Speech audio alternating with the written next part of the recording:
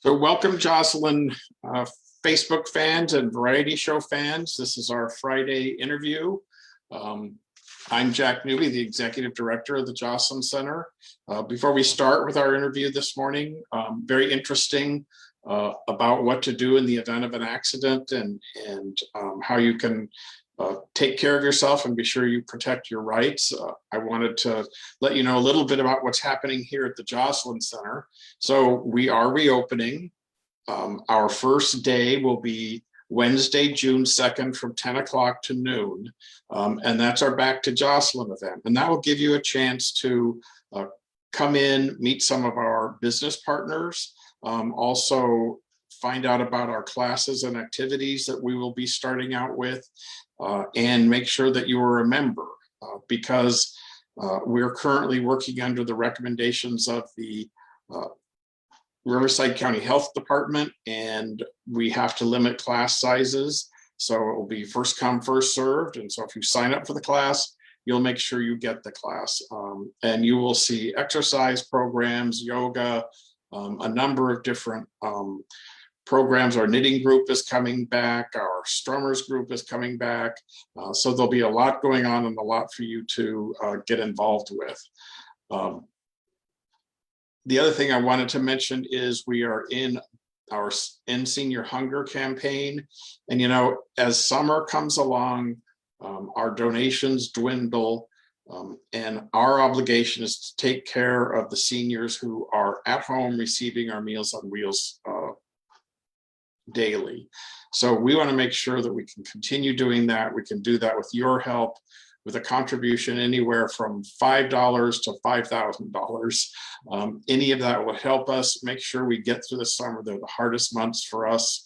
I'm sure, as you understand, our expenses go up. Our electric bill is about $5,000 a month.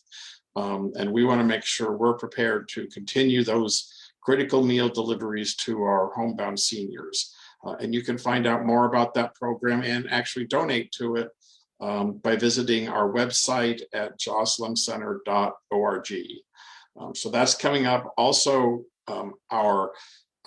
we took a little break. We're now resuming our summer series with Eisenhower Health. And we have a low vision seminar that's coming up on May 26th. That will be via Zoom at 10 a.m. And you can find out more information about that by looking at our email newsletter. And if you don't receive our email newsletter, again, you can visit the Jocelyn Center website and sign up for that, or call us at 760-340-3220 and ask to speak to Melanie, or our front desk operator will be able to give you the information. A lot is also going on in our wellness center, and that has been continuing throughout this pandemic. Problem-solving strategies, particularly now that we're seeing some of these restrictions come off, and many of us have been isolated at home. We may be having some difficulties adjusting to this new world, or adjusting to relationships that we haven't been involved with for over a year. So problem-solving strategies will help you work through that, or if you're having financial problems or any other problem, it works with a counselor, a licensed counselor, under the supervision of our licensed clinical social worker. And it's a great opportunity to really learn how to solve your own problems when they come up. And also a new class for our Wellness Center, A Matter of Balance, that's coming up on June 15th. And Brain Boot Camp, which everyone loves. It's a real fun 2-day course, and you can find out about our Wellness Center programs by calling the Jocelyn Center at 760-340-3220 and ask for Veronica at extension 117. And she can get you all the information that you need to start problem-solving strategies or take some of our upcoming classes. You know, I was just in an accident a few weeks ago. And I know what I'm supposed to do when that happens, and sometimes we forget. And making sure you not only get the information from the other party, in my case, I got the information from the other party, and then when I looked at it, it was illegible, basically. And so it took us some time to find the other party and locate him. We're fortunate to have with us this morning Kevin Crockett from the Crockett Law Group, and he's going to let us know some of the things that we should know in the event we get into an accident. So here's Kevin. Welcome to the Variety Show. How are you doing this morning? Hi, Jack. I'm doing well. How are you? I'm good. So,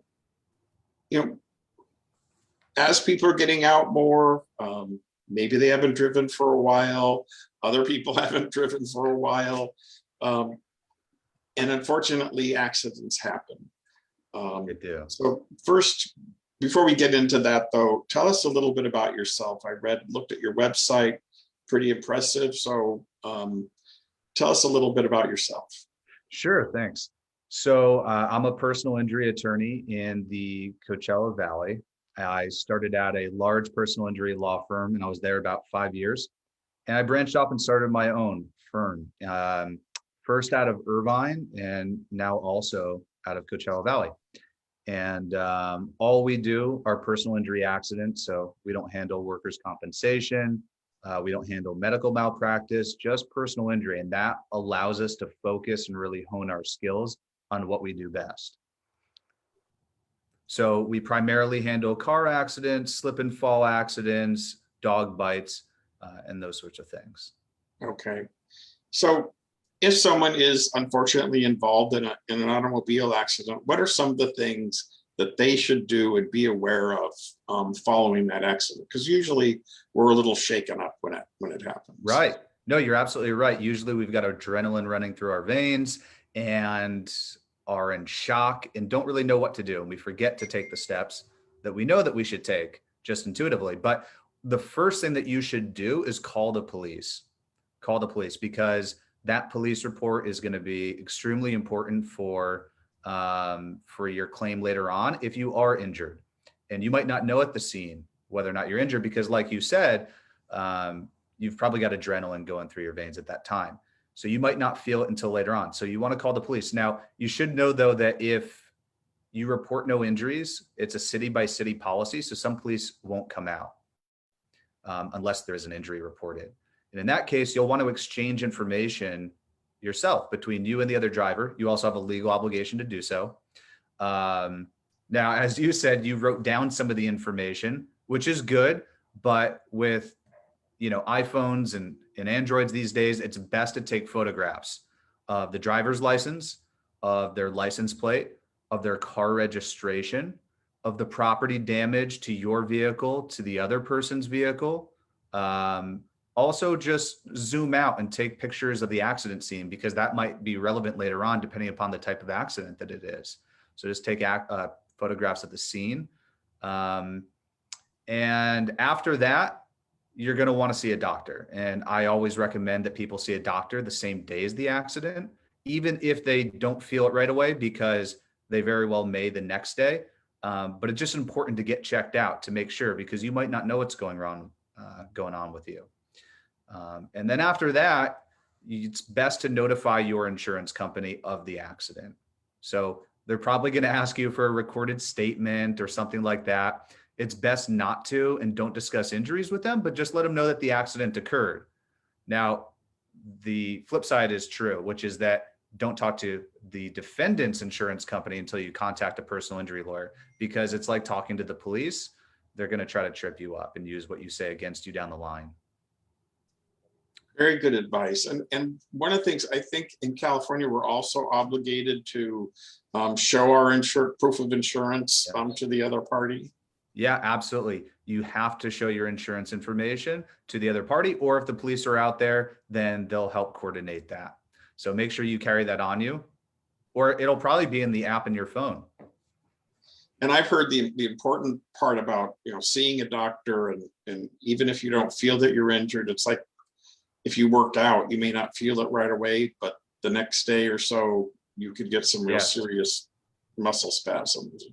Yeah, you might not know what's going on with you because of that adrenaline. And I would say a majority of my clients don't feel it for 1 to 2 days afterwards. So that's why it's important to get checked out, because that doesn't mean there's nothing wrong. I mean, I've had people who have had broken bones and tears and their tendons and so on and so forth, who just didn't feel anything at the time, believe it or not. So some of the other things you handle, you mentioned slip and falls, and Yes. that's particularly important, as we're talking with our older members, and as we're getting out there in the community a little bit more. Tell us what people should watch out for, anything they should document if they have a slip and fall, whether it's in a grocery store or on a sidewalk. What are some of the things people should be looking out for? Yeah, you're absolutely right. Slip and falls are actually really common. I think there's about 1 million every year, according to the CDC. And they're the most common cause of traumatic brain injuries, actually. I think it's like 47% of traumatic brain injuries are actually caused by slip and falls. So not even car accidents necessarily. So you got to be really careful. And they could happen anywhere: sidewalks, restaurants. Now that we're getting back out there, parking lots happen a lot. Grocery stores are probably the most common. Stairs, escalators, shopping malls. So it could happen anywhere, right? And you're going to want to be aware of your surroundings. So when you're out there, because a lot of times people tend to take shortcuts. So one thing that I see common in senior living, where I've represented a lot of clients who have been injured, they'll try to take a shortcut on the grass, and rather than walking on the concrete pathway, and then they'll step in a hole and they'll injure themselves. Now, luckily, I could probably still recover compensation for those people, but it's not worth being injured. So, I always recommend that you just stay on the pathway. Don't take any shortcuts. It's better safe than sorry. And then you're also going to want to be mindful of the type of shoes that you're wearing. Are your shoes old? That actually becomes relevant when we're representing people. How old are the shoes that they're wearing? Were they wearing sandals or were they wearing sneakers? You're going to want to think about what type of floor, if you got injured and you slipped and you fell, what type of floor was it? What substance do you think was on the floor? And then you should take pictures of it, right? You're going to want to take pictures of the entire surroundings. You're going to want to take pictures of whatever substance is on the floor. And you're going to want to report it right away to whoever it is. It could be the property management company if it's at your senior living facility. And you're going to want to get a copy of that incident report, because that's going to be relevant later on. And when you're there, look around, see if there's any wet floor signs or caution signs. See if there's anybody else around you who might have seen it, that could be your witness. Look around to see if there's any cameras that might have captured it. So these are all things you're going to want to be thinking about. I know it's hard because you've just fallen and injured yourself, and the last thing you're probably thinking about are cameras and incident reports, but it's just good to keep that in the back of your mind. And really documenting and looking at the scene is really important, because that might show, if you're in a grocery store and there are like wheel tracks going through a spill or something like that from shopping carts, that kind of can tell you it's been there for a while. And so taking those pictures and documenting that can be really important in a fall accident. Documenting everything. You can never go wrong with over documenting. Document whether or not your clothes got wet or damaged, right? Document whether or not you remember seeing anybody walk through that area before you did, because that could be relevant. Document whether or not an employee came over and actually took a look at the substance after you fell, because they could make up a story later on that they did and they thought it was something else. So you're just going to want to document literally everything that you can possibly imagine. And I just want to go back to the kind of be careful where you're walking. We've had falls here, unfortunately, at the Joslyn Center, and most of them have happened when people were taking that shortcut, and they're going to save 2 or 3 seconds, if that much. It's not worth and it. They end up, tripping on a rock or not knowing that there's a curb in a planter area. So one of the things we want to do is make sure people are aware of their surroundings and they're being safe. But if something happens, and there is an injury and it was caused by something that the property owner wasn't doing right, they need to call you. Which reminds me, how would we get in touch with you? Good question. Well, you can find us online at crockettLawGroup.com, but also our number is 800-999-4444. So you can reach me that way. But you're absolutely right. They want to, and I'll tell you why. You might not know how long you have to file your claim, depending upon where it occurred. So if it happened at a grocery store, there's probably a 2-year statute of limitations.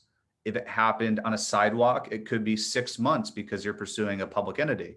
And if it happened on tribal land, it could be anything. There might not be any recovery at all, or it could be, 90 to 180 days to file your claim form. So it's kind of all over the map depending upon the circumstances. And you don't want to wait until it's too late and then you regret that you didn't, protect yourself. You mentioned dog bites, and do dogs really get a free first bite? No. So California is a strict liability state. And that means that if the dog owner, you prove that this dog owner owned this dog and the dog bites you, they are liable, period. The problem that we run into oftentimes is that there's no insurance. So the dog owner, for example, is a renter and they didn't purchase renter's insurance. Happens all the time. In which case, maybe you try to pursue the homeowner's insurance. But, and a lot of people don't realize this, the homeowner is only liable for the renter's dog if you can show that the homeowner knew that their renter's dog had bit somebody or was aggressive in the past. And I mean, good luck ever showing that. So that's usually the most difficult thing that we run into, is there just being adequate insurance to pursue, unfortunately. But no, they don't get a first bite. If someone is, bitten by a dog or attacked by a dog, what are some of the things that they should do in the event that occurs? Same thing, document.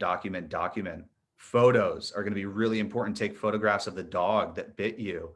You're going to want to report it to somebody right away, whether that be animal control, the police, a neighbor.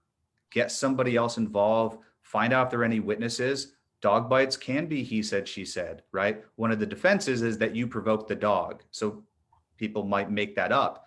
So you're going to want to look around and see who may have seen this, because I didn't provoke the dog. And you're going to want to file an incident report if it was on some sort of private property. I've had a number of situations where they're at a transmission shop and the owner has their dog tied up there, just hanging out for the day, and then bites my client. So you're going to want to file a report. You're going to want to take as many photographs as possible, especially of your injury as it's changing over time, because each day it changes a little bit. It could be worse. It could be better, right? If it gets infected, it could get worse. Different lighting, it's going to change. So take a lot of photographs. And how, is there any rule or law in California that, if you're on the sidewalk and someone's walking their dog and their dog should bite you, about an obligation for that individual to identify themselves or provide any information? Unfortunately, it's not quite the same as there being a strict law against hit and runs, right? California Vehicle Code Section 20001 for hit and runs, which could be a misdemeanor, it could be a felony, right? So we take it really seriously. But for dog bites, there's no code that exists for that. But with that being said, that's why you have to be even more diligent in your documentation, because sometimes people do just kind of run away. And then what do? There's nothing to pursue, right? At least if you're in your vehicle and somebody does a hit and run, if you purchased uninsured motorist coverage, you still have your insurance that you could pursue for compensation. But with a dog bite, you can't pursue your own homeowner's insurance. So you might just be up a creek. So it's really, really important that you get their information. Or at least follow them and find out where they live, right? So really some great information for people, how to take care of themselves first. And then if something should happen, what to do in the event that happens. So again, why don't you tell our listeners and viewers how they can get in touch with you? Sure. So they can reach me by phone at 760-999-4444. And we're available 24/7. Somebody will always pick up. and you can get yourself a free consultation. It doesn't cost yourself anything. It doesn't hurt to at least talk to somebody if you think that there might be something there. And you can also visit us online at crockettLawGroup.com. Crockett is with 2 T's. So online, or go ahead and give us a call. Well, I really want to thank you. I think you've given us some good information and a great resource for individuals in the event they do have an accident. Give Kevin Crockett a call. I think he knows what he's doing, and he can help you out. Again, how many years have you been specializing in personal injury? It's been about 5.5 years now. Okay. And again, that's all that we do. It's all that we've ever done. And I think it's important what you said earlier also is the insurance company is not your friend. No. You aren't in good hands. You're not. They're sitting on said hands. Yeah. So it's important to really, if you've been injured, to really consult with an attorney and make sure that your rights are covered. And the advice of seeing a doctor, I can hear the insurance companies now saying, well, if you weren't hurt, why didn't you go? Or if you were hurt, why didn't you go see a doctor? Right. So that's documenting. That's the first thing that they look for, is a gap in your medical treatment to claim that you weren't really injured, when people just kind of wait around to see how they might feel. And you're right, the insurance company is not your friend, even when it's your own insurance company. In fact, they might be even less of your friend if it's your own, for various reasons. But I'll give you an example real quick. I have a client right now where their insurance company placed my client 51% at fault for the accident for speeding without any reason or evidence of speeding. They just made it up. Well, luckily enough, there was a truck that drove by and contacted the police and let them know that they had footage of this hit and run accident. And it actually showed our driver driving at about 55 miles per hour on the freeway in the slow lane. So quite the opposite of speeding. So where they pulled that from, who knows? And this was her own insurance company. They just made it up. And had it not been for that video footage, what would you do? So just a good little example that's happening as we speak that just came up, of your insurance company not being your friend. They're looking to not pay. Yeah. Well, I want to thank you, Kevin. Some really great advice to our members and viewers. Look forward to seeing you again. Thank you. I look forward to it too. And thank you for your support of the Joslyn Center. We really appreciate that.